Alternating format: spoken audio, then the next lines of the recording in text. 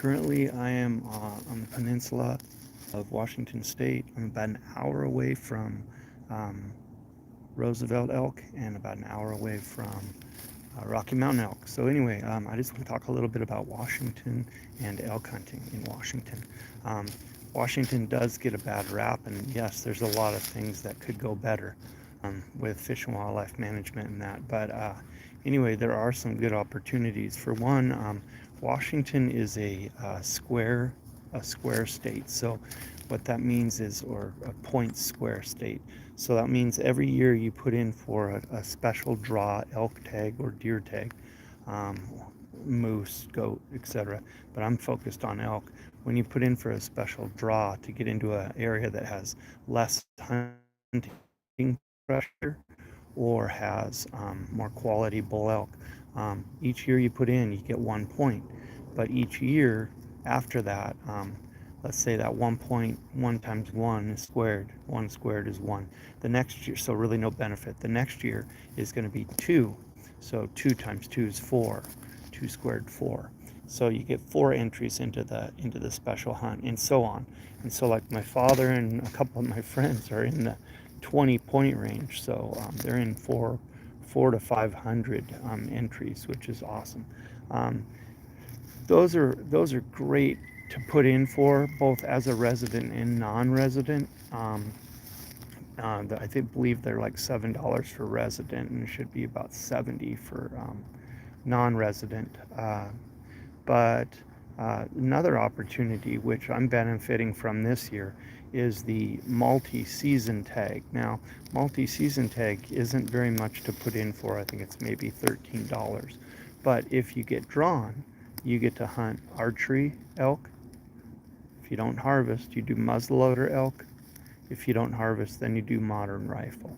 And so the benefit of that is maybe they're not in the rut during archery season. And so you basically are up in the mountains hoping to find a bull, but you're also kind of just scouting. Once they start, ripping off bugles and start talking a lot more and the bulls start making mistakes because they're following cows, then it's muzzleloader season, and so then you get a better chance to harvest because you're going to be up there during the rut, and you don't have to pick a certain weapon. Now, Washington is interesting in that for deer you can hunt an entire state, any game management unit that's open, but for elk you have to, when you buy your tag, you have to say whether you're going to hunt east side of the state or west side of the state. Now, east side of the state and west side of the state are basically divided by the Cascade Mountains. And on many of those peaks, many of those mountain passes, it's going to be the Pacific Crest Trail, the PCT. Okay, and so you got to be really careful on which side of the mountain you want to hunt, which side of the Cascade Mountain Range you want to hunt. Um, the thing about east side is most of the east side tags, which is what I typically hunt, are spike only. And that makes it very difficult. So I may harvest every 7 to 10 years because I'm only a weekend warrior. I'm a teacher Monday through Friday and looking for spikes on the weekends. But those of you that can hunt more often than that have a better chance at spikes. But east side of the state is Washington is pretty much spike only, and then the west side is 3 point or better mostly. Okay, now you can hunt Rocky Mountain elk on the west side and east side of the state, but as you get closer to the Puget Sound and the Pacific Ocean, you're going to start getting into a lot more Roosevelt elk. Okay, so you do have 2 species of elk in Washington, which is kind of fun. What else? The other thing about Washington is they don't limit the amount of resident or non-resident tags or hunting licenses that are sold. They're always going to be very happy to take your money. But the nice thing about that is non-residents that want to hunt elk. Let's say you're over on the east of the east side of the the United States. Let's say maybe you're in Tennessee and you want to come hunt elk. Yeah, Idaho, Montana, Wyoming, Colorado, those are the first states that pop up because there's some really great opportunities there. However, I also encourage you to put in for Washington too, because there are great opportunities there. Uh, anyway, so this year I should have lots of content because I'm going to be up in the mountains quite a bit, hunting with three different seasons. Now, when you do a multi-season and you get drawn, um, you do have to pay for all three seasons, and so it is quite a bit more. But in fact, if you probably divide up how much poundage of meat your harvest is, and figure it out with how much the tags were, it would probably be cheaper to go buy beef. But is that what we hunt for? Is just the meat, or I wonder, also how many of us hunt just for the fun and experience and time up in the mountains with friends. I know that's a big deal. So for me, it's not always about the harvest. It's about just having a good time. I now this year am going to have my 11 and 13-year-old up helping a lot more, and they're going to be hunting for their first year. We bought them some 6.5 Creedmoor for elk, and they got one of them got a cow tag, and one of them got can hunt a doe or a buck deer. So we should have some meat in the freezer this year, which is great. Anyway, if you guys have any more questions on hunting Washington State elk, please email or simply go to the comment section and just comment. Those of you that are watching this at 6:30 in the morning Pacific Standard Time, thank you very much for getting up early, hopefully sipping a cup of coffee. Those of you that are in other time zones and are watching, thank you very much. I don't see any comments down below, so maybe I'm all by myself. Let me see. Yeah, it looks like I'm the only one up. That's all right. Currently, let me scan around here a little bit.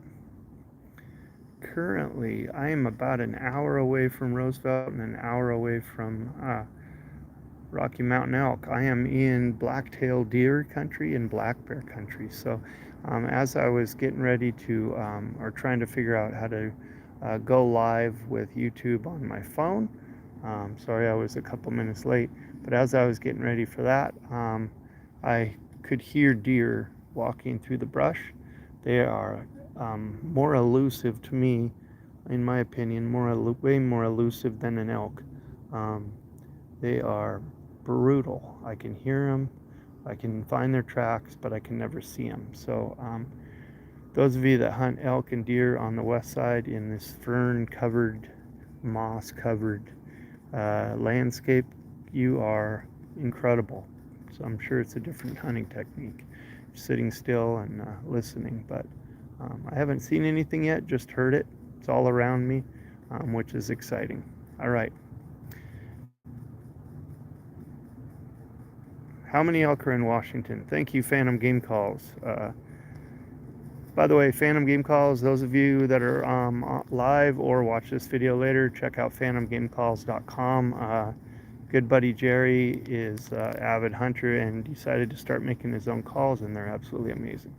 How many elk are in Washington? Well, I know the count for Rocky Mountain elk around Yakima, Washington, my area, is a little over 1,300. At the feeding stations that are pretty close to my house. As far as the Roosevelt elk, that's a larger herd. There's a couple herds out on the what we call the firing center, the military training center. There's a couple good-sized herds around my area on Chinook Pass, White Pass, Highway 410, Highway 12, and there's a large number of Rocky Mountain elk out going up another mountain pass near my house. So there's a lot of elk for to be harvested. There are quite a few elk in Washington. I would say more than some of the other states that get a lot more press. However, for a big bull, you are looking at getting a special draw tag, either a raffle or a special draw tag. So that's the kind of big bummer of it. But if you're wanting to come out and just shoot a spike or a big bull on the west side, it's really great. Okay. Okay. See if anybody else is out there. Anyway, right now it is absolutely incredibly warm. It's actually frighteningly warm. I'm concerned because this coming week I'm going up scouting for a week with my family, my boys, and it's getting ready for opening deer season, September 1st, and elk, I think it's September 8th or 9th, but it's crazy warm. If I do harvest something, it's going to have to be near the truck, near the road. I'm not sure if you can hear road noise right now behind me, but I'll tell you what, the animals are where the animals are. I can see a house, I can hear motorcycles and stuff, and that's the same way with my elk hunting. I don't hike back in 8 to 10 miles anymore like I used to. I've been doing pretty good with just an hour, a hike away from the car or even less. So I'm planning on harvesting an elk, dragging it with my truck and just loading it in whole. I'm just teasing. Anyway, yeah, so it's too warm. We have not had crazy wildfires in Washington state yet, so knock on wood. I guess knock on any of these trees for saying that. But yeah, we haven't had the bad fires yet. So hopefully that doesn't happen. The past 5 years I can think of, we've had horrible fires that have closed areas that are my A hunting area. So I had to go to B, C, and D sometimes. All right, another one from Phantom Game Calls. Thank you, sir. Any idea on hunt odds for do-it-yourself hunts? That's an awesome question. Hunt odds for a do-it-yourself. If you did your research and you went onto Washington Department of Fish and Wildlife and looked at the harvest report, that would be the number one thing I would have you do if you were coming out here and weren't asking me for help. I would definitely check out the harvest odds. They're on the Fish and Wildlife webpage, and figure out what game management units have been the most successful. Also, I would just, if you can, get your boots on the ground, go and do your scouting, and find animals that people either haven't found yet, areas that people aren't going to go to because, one, it may be too obvious, or two, it might be in an area that is bordering maybe private land. So the odds, I think local reports, so residents of Washington report that about one, if they're weekend warriors like me, they're getting an elk about one every 7 to 10 years. So your odds aren't super great, but if you put in the time and you put in the energy and you do your research, and you had the time to take off, like if you had 3 weeks to hunt, I would say your odds are probably more like 75% harvest. If you do everything right and you're hardcore and you're in good elk shape, it might even be better than that. Okay, so I really highly recommend checking it out. Anyway,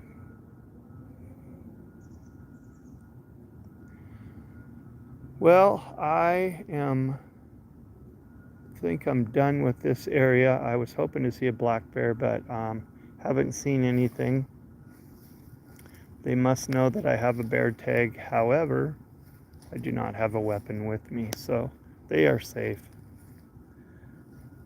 Blacktail are around for sure, but it's crazy. The only black-tailed deer I've ever seen were walking down the paved road here, but they're all over in this brushy area. So, all right, Phantom Game Calls, you're keeping me rolling. I appreciate it. I'm gonna have to put you as a super chat person. Anyway, out of the elk seasons, what are the best seasons? As far as my past experience, I think it's changed. It used to be archery, because archery and muzzleloader and modern used to be longer seasons.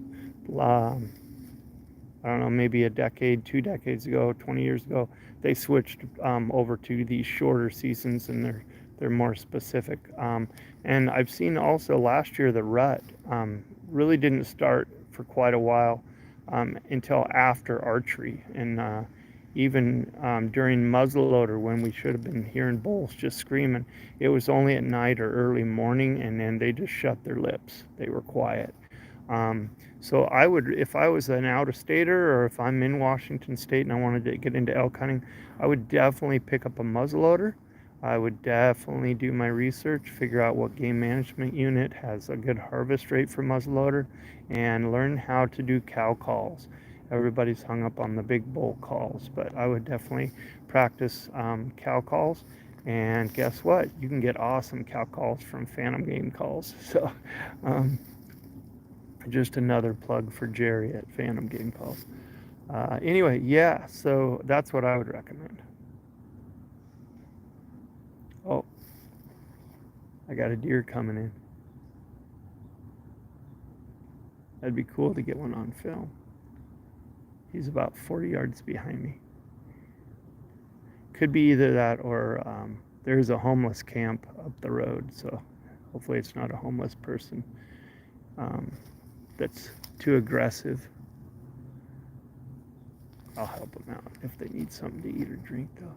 Anyway,